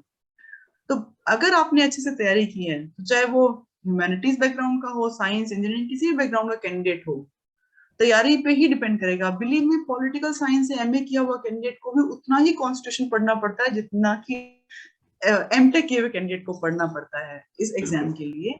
तो ये तो कॉमन सब्जेक्ट है, इकोनॉमिक्स भी कॉमन सब्जेक्ट है। साइंस एंड टेक्नोलॉजी सर इतनी आती है 10वीं क्लास तक की, वो आपने भी पढ़ी है, हमने भी पढ़ी है। तो मैथ्स को मैंने तो सर कॉम्पीट किया था कि मैं वर्ल्ड ज्योग्राफी छोड़ देती हूँ, मैं इंडिया की हिस्ट्री छोड़ देती हूँ, मैंने बहुत सारे सेक्शंस छोड़े थे। और छोड़ना सर 200 में से 200 नंबर लाना टारगेट नहीं है। और सर कुछ सवाल ऐसे आते हैं जिनके आंसर किसी भी कोचिंग सेंटर के टॉपर को नहीं पता होते, किसी भी पढ़ाने वाले टीचर को नहीं पता होते। जैसे कुछ दिनों पहले एसआई का एग्जाम हुआ था, जिसमें एक क्वेश्चन पूछा गया था कि निम्नलिखित में से कौन महिला आरपीएससी मेंबर रही हैं जो यूपीएससी की भी महिला मेंबर रही हैं। तो सर तो सच्चा क्वेश्चन जो मुझे लगता है कि हम कितने भी याद कर लें थोड़ा मुश्किल है। आरपीएससी का खुद का 70 सालों का इतिहास है, यूपीएससी का भी 70 सालों का इतिहास है कम से कम। तो कितने मेंबर्स आए और गए और कॉमन रहे हैं, तो ऐसे क्वेश्चंस को छोड़ ही देना ठीक है, वो किसी को नहीं आते। बिल्कुल बिल्कुल, उनके लिए सिरदर्दी भी नहीं लेना है कि ऐसे क्वेश्चन कहाँ से ढूंढने कहाँ नहीं, क्योंकि कई बार स्क्रीन 2-4 प्रश्न ऐसे आते ही हैं जो लगते पता नहीं कहाँ से पूछ लिए गए। तो उन पर ज्यादा फोकस न करके जहां से आपको पता है कि एक स्पेसिफिक एरिया में प्रश्न आते हैं। और बड़ा अच्छा आपने एक्सेप्ट किया कि भाई अगर यूनिटी बैकग्राउंड वालों का हिस्ट्री अच्छा है तो मेरा वीक है, मैं उसको छोड़ कर आए। तो आप भी मैथ्स को मैनेज कर सकते हैं, उसके लिए तनाव आपको बिल्कुल नहीं लेना है। कोई भी स्टूडेंट अगर जो देख रहे हैं इसको तनाव नहीं लेना है। थोड़ा सा एक प्रश्न और, क्योंकि कई बार अभ्यर्थियों के सामने ये भी बड़ा चैलेंज रहता है कि प्री और मेंस की हम लोग साथ में तैयारी करें या अलग अलग प्रिपरेशन करें, इसको लेकर भी, या कुछ टॉपिक जो सेम है वो साथ में लेके चल सकते हैं, इसको भी थोड़ा बताइए कि दोनों साथ लेके अलग अलग हम लोग करें। और सर ये डिपेंड करता है कि तैयारी कब शुरू कर रहे हैं। जैसे अनाउंसमेंट ऑफ एडवर्टीजमेंट हो गया है, अनाउंसमेंट ऑफ वैकेंसी क्या है, उसके बाद में तो मेंस के उन टॉपिक्स को छोड़ देना चाहिए जो कि एक्सक्लूसिव मेंस हैं। जैसे कि सोशियोलॉजी था, हम आप बात कर रहे थे बिल्कुल राइटली, पब्लिक एडमिनिस्ट्रेशन था, ये हमारे प्री का हिस्सा नहीं है, तो हमें उनको नहीं टच करना चाहिए। लेकिन जो कॉमन है वो सर पैटर्न भी चेंज होता जा रहा है, कंसेप्चुअल क्वेश्चन पूछे जा रहे हैं, तो जो कॉमन है उनको साथ लेके चले। मेंस के लिए अलग से क्या तैयारी करनी होती है, राइटिंग प्रैक्टिस करनी होती है। सो अनाउंसमेंट ऑफ वैकेंसी के बाद में मेंस की आंसर प्रैक्टिस सिर्फ उन लोगों को करनी चाहिए जो ऑलरेडी एक बार मेंस दे चुके हैं या ऑलरेडी इन सर्विस हैं, रैंक इंप्रूव करना चाह रहे हैं, जिनके लिए प्री कोई चैलेंज नहीं है। अगर एक नेव यूजर है, एक नया कैंडिडेट है, उसको एक्सक्लूसिवली प्री पे फोकस करना चाहिए, क्योंकि प्री उनके लिए बड़ा चैलेंज होगा। बड़ा अच्छा आपने बोला, क्योंकि अक्सर एस्पिरेंट्स को ये सलाह दी जाती है कि आप स्टार्टिंग से लिखना शुरू करें, लेकिन आपने कहा भाई प्री एक बड़ा बैरियर हो जाता है, तो प्री पर पहले और फोकस कीजिए ताकि आपका प्री निकल सके, उसके बाद ही आपकी मेंस एग्जाम आपका स्टार्ट होता है। मैं ये पूछना चाहूंगा कि जब आपने तैयारी शुरू की थी, थोड़ा हम आपको पास में लेके चलते हैं, तो जी आपने सर बिल्कुल। शुरुआत कहाँ से की थी? क्योंकि कॉर्पोरेट से आने के बाद, फिर फैमिली में इन्वॉल्वमेंट होने के बाद, फिर बड़ा मुश्किल होता है मन को लगाना और स्टार्टिंग पॉइंट ढूंढना कि यहाँ से स्टार्ट में करती हूँ। तो आपके मन में उस समय क्या था कि कहाँ से मैं स्टार्ट करूँ, क्या था उस समय, थोड़ा सा बताइए। सर 26 मार्च 2016 को धुलंडी का दिन था। Okay. That day I decided कि वैकेंसी आने वाली है, चलो आरएस के लिए तैयारी करते हैं। उससे पहले मैं बस पढ़ रही थी, मैंने इससे पहले नेट दिया था, एक्चुअली दिसंबर 2015 वाला नेट दिया था, और उसमें मेरी ऑल इंडिया रैंक 3rd आई थी। तो उससे एक मोटिवेशन मिला था कि पेपर बहुत अच्छा हुआ है और अब हम कर सकते हैं आरएस की तैयारी। मैं जयपुर में एक जगह टोंक फाटक, वहां गई एक दुकान में और मैंने जाके कहा भैया आरएस के हिसाब से जो सबसे ज्यादा किताबें बिकती हैं वो दे दीजिए। I really did not know कौन से बुक को रेफर करना है, क्या सोर्स लिस्ट हो। और उस टाइम तक सर यूट्यूब पे बहुत सारे टॉपर्स के पढ़ाने वाले वीडियोस नहीं थे कि वो समझा पाएंगे कौन सा बुक सोर्स को रेफर किया जाए। तो उन भैया जी ने मुझे 2 कार्टन ऑफ बुक्स दिए। मुझे लगा इनको तो मैं नहीं पढ़ सकती। फिर मैंने यूट्यूब की तरफ स्विच किया, कुछ वीडियोस देखे, उस टाइम पे अनअकैडमी के वीडियोस बहुत पॉपुलर थे, रोमन सर पढ़ाते थे, उनका यूट्यूब चैनल ही था, तो मैंने उनमें science and technology Roman sir से पढ़ी। फिर कुछ वन लाइनर्स पढ़े, 10,000 MCQs लक्ष्य की एक बुक आती थी उससे पढ़ा, पुराने क्वेश्चंस को पढ़ा, but it was a wild guess for pre. बहुत ही no systematic preparation at all, not at all organised. ये 2016 और उसका परिणति ये थी कि मेरे मार्क्स बहुत कम आए। मुझे तो मैथ्स ने और साइंस ने थोड़ा बचाया, अदरवाइज तो शायद मैं प्री डिक्लेयर नहीं करती। मैं बहुत ऑनेस्ट हूँ, सच बोलने में कोई बुराई नहीं है। प्री देने के कुछ दिनों बाद ही मेरी माँ का देहांत हो गया था। 28 अगस्त को प्री दिया और 4 सितंबर को my mother expired. So it was a shocking for everyone. So what I did, मैं 5 को वापस आई। 6 तारीख से मैंने सोचा कि घर में बैठ करके तो दिमाग खराब होगा, माँ की याद आती रहेगी, जगह बदलते हैं। सो आई वेंट टू सम्यक institute and I asked them कि सर मुझे बिल्कुल कुछ नहीं आता है, मैंने पिछले 15-20 साल से कुछ नहीं पढ़ा है, आप मुझे बताइए कि क्या पढ़ना है और कहाँ से पढ़ना है और कैसे पढ़ना है। तो उन्होंने पूछा मीडियम कौन सा लेंगे आप। आई सेड मैं दोनों ही मीडियम्स में कंफर्टेबल हूँ, 10-15 साल तो कॉर्पोरेट में नौकरी कर ली, इसलिए अंग्रेजी ठीक ठाक आती है और हिंदी माध्यम से अभ्यर्थी रही इसलिए हिंदी भी आती है। तो उन्होंने कहा आप एक बार सिलेबस के बुलेट्स को पढ़ के देख लो, आप जिस भाषा में पढ़ने में मजा आ रहा है उस भाषा में लिखिए। उनके पास पूरे राजस्थान में उस टाइम सिर्फ उन्हीं के पास इंग्लिश मीडियम का बैच चल रहा था, लेकिन वो सिर्फ 2-2.5 घंटे के लिए चलता था। तो मैं पूरा दिन घर से बाहर रहती थी, उनके इंस्टीट्यूट में बैठती थी, हिंदी मीडियम की क्लासेस भी लेती थी, इंग्लिश मीडियम की क्लासेस भी लेती थी, जहां से जो ज्ञान मिल जाए। 2 कैंडिडेट आपस में बात कर रहे हैं, उनको भी सुनती थी कि वो क्या बातें कर रहे हैं, पर I was in 100% 360 degree receiving mood. तो उससे मुझे फायदा मिला कि मैंने मेंस को क्वालिफाई कर लिया, पर मैंने एक भी मॉक टेस्ट लिख के नहीं देखा। मुझे इंस्टीट्यूट वालों ने कह दिया था कि मुक्ता मैम आप फेल हो जाएंगे, आप एक भी मॉक टेस्ट नहीं लिख रहे हैं, आप डरिए मत। मैंने कहा सर मेरे को कुछ रिवाइज ही नहीं है। तो बोले नहीं आप फेल हो जाएंगे, प्लीज लिखिए, हम आपको पहले ही बता रहे हैं। और वो ही रिजल्ट हुआ। मेरा रिजल्ट आया 17 अक्टूबर 2017। The rank very low and 4-5 दिन तो लगे अपने आप को संभालने में। उस टाइम दिवाली भी थी 2 दिन बाद ही। दिवाली के 3 दिन बाद जब वापस इंस्टीट्यूट खुला, मैं पहुंच गई। मैं कहा सर आप बिल्कुल ठीक कह रहे थे, अब मुझे बताइए क्या करना है। ही सेड दोबारा से पढ़ाई शुरू कीजिए, ऑर्गेनाइज्ड बनिए और मॉक टेस्ट लिखिए। Sir from that day onwards when there was no information कि नई वैकेंसी कब अनाउंस होगी, देयर वाज नो इन्फॉर्मेशन कि कितने दिनों बाद, कितने महीनों बाद, सालों बाद वैकेंसी आएगी, मैंने लगातार मॉक टेस्ट दिए हैं। और 80+ मॉक टेस्ट तो मैंने पेपर 1, 2, 3 के दिए, पेपर 4 की तो मुझे गिनती नहीं, लिटरली मुझे बिल्कुल गिनती नहीं है मैंने कितने दिए, शायद वो 50 से ज्यादा लिख दिए हूँ। There was no mock test जिसको मैंने स्किप किया, ये सोच करके कि मैं रिवाइज करने के बाद में दूंगी। मैंने प्री के लिए भी 40 से ज्यादा मॉक टेस्ट दिए और मैंने अपने नोट्स को ब्रीफ किया, कंसाइज किया। एक बहुत बड़ा चेंज मैंने ये किया कि सर मैं ऑथेंटिक बुक सोर्सेज को रेफर कर रही थी, ऑथेंटिक सोर्स को, कंटेंट को रेफर कर रही थी। मैंने आरबीएससी की बुक्स और एनसीईआरटी के चैप्टर्स को ही रेफर किया। ये मेरे लिए एक स्ट्रॉन्ग पॉइंट था जिसकी वजह से I could stood till here. बड़ा अच्छा आपने बताया, 2 चीजें बहुत महत्वपूर्ण बातें। एक तो ऑथेंटिक आपका सोर्स होना चाहिए और दूसरा टेस्ट से घबराना नहीं है। देखिए टेस्ट आपने खूब दिए, मौका आपने खूब दिए और फर्स्ट रैंक आपकी आ गई। तो जो स्टूडेंट्स टेस्ट से घबराते हैं उनके लिए मुक्ता राव जी का सिंपल सा मैसेज है कि भैया टेस्ट से घबराना नहीं है, खूब अच्छे से टेस्ट दीजिए, उसी से आपको पता चलेगा कि आप कितने डेप्थ में हैं, आपकी प्रिपरेशन कितनी है। झूठ मूठ का गुब्बारा बनाने का कोई लाभ नहीं होता है। तो बेटर है कि उसको हम लोग अच्छे से कैसे से अपना आपको जज करें कि वे आर बिल्कुल सही। बिल्कुल। Sir I want to interrupt you in between. मैं सब लोगों को कहना चाहती हूँ कि होता क्या है, हम ये सोच लेते हैं जैसे इस बार मान लीजिए पॉलिटिकल साइंस का टेस्ट होना है और पूरे वीक में घर में कोई आ गया और हम व्यस्त थे और हम ये सोच लेते हैं अरे मैं तो बिल्कुल पढ़ाई नहीं है, वहां जाऊंगा 200 में से 50-52 नंबर मिलेंगे, मेरा नाम सबसे नीचे आ जाएगा। अरे भाई इस सबसे नीचे नंबर को मत सोचिए, आप ये सोचिए वहां सबसे ऊपर लाने के लिए आपको, मतलब अगर आप लिखेंगे 50 नंबर आए तो एक आईना दिखेगा आपकी तैयारी को, आई ओपनर होगा आपके लिए, तो जरूर लिखिए। हाँ, एक काम कर लीजिए, जब आप मॉक टेस्ट लिख के आए तो एक ब्लैंक कॉपी भी साथ ले आइए और ये बोलिए कि सर मैं रिवाइज करूंगा या करूंगी मंडे को, और उसको लिख करके आपको मंडे इवनिंग तक इस पेपर को दोबारा भेजूंगी या भेजूंगा ओवर द मेल, और आप चेक कर लीजिए। ये करेक्टिव एक्शन उसी टाइम ले लीजिए। अदरवाइज आप ये सोचेंगे बाद में लिखूंगा, अगले हफ्ते लिखूंगा, तो अगला हफ्ता सर कभी भी नहीं आता है। सर मैंने इतने मॉक टेस्ट लिखने के बाद में मेरा फायदा क्या हुआ, जब मेंस में आंसर लिखते वक्त सब लोग, क्योंकि क्वेश्चन पेपर अजीब से आए थे, जी बहुत अलग अलग से क्वेश्चन थे, तो जब सब लोग अपने सिर खुजा रहे थे ना, ये क्या पूछ लिया, कैसे कर लिया, ऐसे जेस्चर्स दे रहे थे, I was actually writing. For me there was no surprising element at all. Okay मुझे आज भी आप कोई भी पेपर पकड़ा दीजिए, मुझे लगता है कंफर्टेबली मैं 90 से ऊपर नंबर तो ले आऊंगी 200 में से, जबकि 2 साल हो गए मेंस लिखे हुए।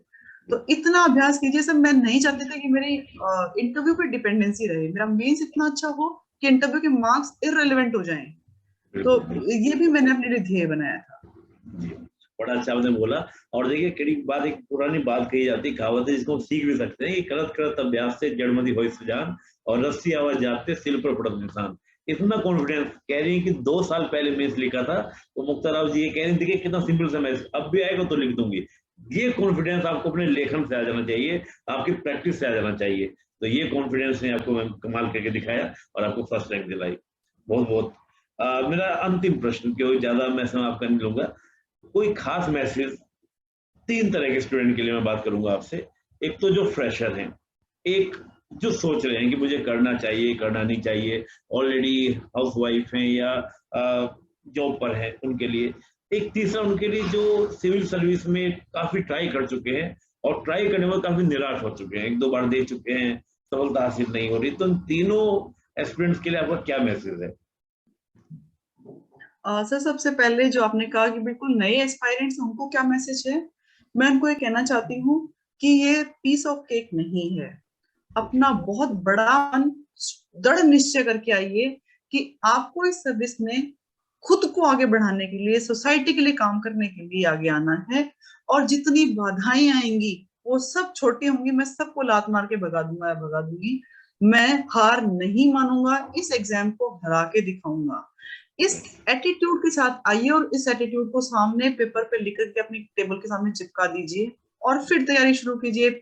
सिलेबस डाउनलोड कीजिए, ऑथेंटिक बुक सोर्स रेफर कीजिए, जैसे अभी हमने डिस्कस किया था कि आप कैसे नोट्स बना सकते हैं, रीडिंग कैसे करनी है और राइटिंग प्रैक्टिस कैसे करनी है, वो कीजिए। 2 साल से ज्यादा समय नहीं लगता इस एग्जाम को पास करने में, यदि आप ऑर्गेनाइज्ड हैं तो, और आप खुद से कमिटेड या कंसिस्टेंट हैं तो। दूसरे वो कैंडिडेट्स जिनको लगता है क्या इस सही टाइम में स्टार्ट करने का, क्या मैं कर सकती या कर सकता हूँ, तो सर आप या मैडम, आपकी जो आज की परिस्थिति है उसमें आप नॉन सेलेक्टेड हैं, इसमें परिवर्तन तो कुछ होना नहीं है, ये तो है स्थिति। लेकिन यदि आप प्रयास करेंगे तो आपके मन में कभी भी लाइफ लॉन्ग ये अफसोस नहीं होगा कि काश मैं तैयारी कर लेता या कर लेती तो शायद आरएएस होती या होता। तो इसका मतलब ये है कि उस गिल्ट को सबसे निकालना है। आप बनेंगे या नहीं बनेंगे ये बहुत सारे फैक्टर्स पे डिपेंड करेगा, लेकिन कोशिश करेंगे तभी तो बनेंगे, बिना कोशिश के तो कुछ होगा नहीं। तो प्लीज, बेस्ट पार्ट ये है कि आरएएस में अप्लाई करने की लास्ट एज 40 इयर्स है। Women candidate are given extra 5 years and OBC candidates are given more 5 years. तो प्लीज एलिजिबिलिटी देखिए, यदि आप एलिजिबिलिटी में फिट होते हैं तो आइए। जितना लेट आप एंटर करेंगे, आप ये सोचिए आपके पास लोगों से ज्यादा एक्सपीरियंस है। मुझे सफलता मिलने में मेरे एक्सपीरियंस का बहुत बड़ा योगदान है। बहुत सारे ऐसे सवाल पूछे जाते हैं जो आप तभी उत्तर कर सकते हैं जब आपने एक्सपीरियंस किया हो उनको। और विद एक्सपीरियंस आपकी वोकेबुलरी स्ट्रांग होती है, आपकी स्टेमिना स्ट्रांग होती है, आपके लोगों से डील करने की एबिलिटी स्ट्रांग होती है, आपका पेशेंस अच्छा होता है। तो आपके लिए एक्स्ट्रा एडवांटेज है। ये मत सोचिए कि मैं उम्र हो गई अब क्या करूंगा या करूंगी। इसी प्लेटफॉर्म पे इसी क्वेश्चन का जवाब देते वक्त मैं सारे जो मेरे मेल भाई लोग, बहन लोग, चाचा चाची जो कुछ भी देख रहे हैं उन सबको एक मैसेज देना चाहती हूँ कि प्रतिभाएं हम सबके घरों में होती हैं, आपकी बहू के रूप में, बेटी के रूप में, भाभी के रूप में, मामी के रूप में कोई प्रतिभा हो सकती है। यदि वो उनके मन में 1% भी ख्याल है कि मैं देना चाहती हूँ इस एग्जाम को, तो प्लीज उनको मोटिवेट कीजिए, और न केवल मोटिवेट, सपोर्ट भी कीजिए। वो अगर वो बनते हैं तो आपका, आपके परिवार का, दोनों घरों का, आपके शहर का नाम रोशन होगा और परिवार की ताकत बढ़ेगी। तो इस जेंडर डिस्क्रिमिनेशन को दिमाग से निकालिए, सबको मौका दीजिए, इररेस्पेक्टिव ऑफ वो कौन सी स्टेज में है।